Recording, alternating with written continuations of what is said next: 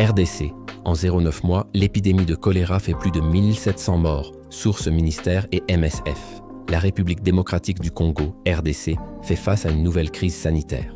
Sur 0,8 mois, le pays a enregistré plus de 58 000 cas suspects de choléra et plus de 1700 décès, selon les chiffres communiqués par le ministère congolais de la Santé et relayés par Médecins sans frontières, MSF.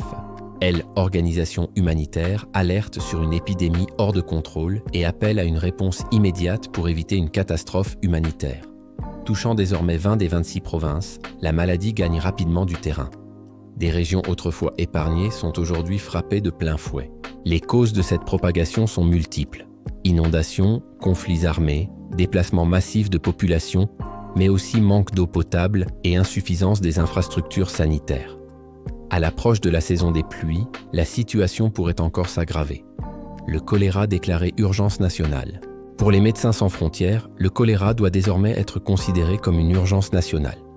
L'ONG réclame une action concertée des autorités et de leurs partenaires, combinant prise en charge médicale rapide, campagne de vaccination et investissement dans l'eau et l'assainissement. Sans une mobilisation rapide, cette épidémie pourrait avoir des conséquences catastrophiques, avertit l'organisation. L'ONU, de son côté, s'inquiète de l'état du système de santé, notamment dans l'est du pays. Selon le Bureau de coordination des affaires humanitaires, OCHA, 85% des structures sanitaires manquent de médicaments essentiels et près de 40% du personnel médical ont quitté leur poste. Dans le Nord Kivu, plus d'un tiers des établissements ont été détruits, pillés ou abandonnés, compliquant l'accès aux soins pour des milliers de personnes. Cette épidémie s'ajoute à un pays déjà fragilisé par des années de crise humanitaire et sécuritaire. Pour espérer contenir la maladie et sauver des vies, une mobilisation rapide et coordonnée s'impose.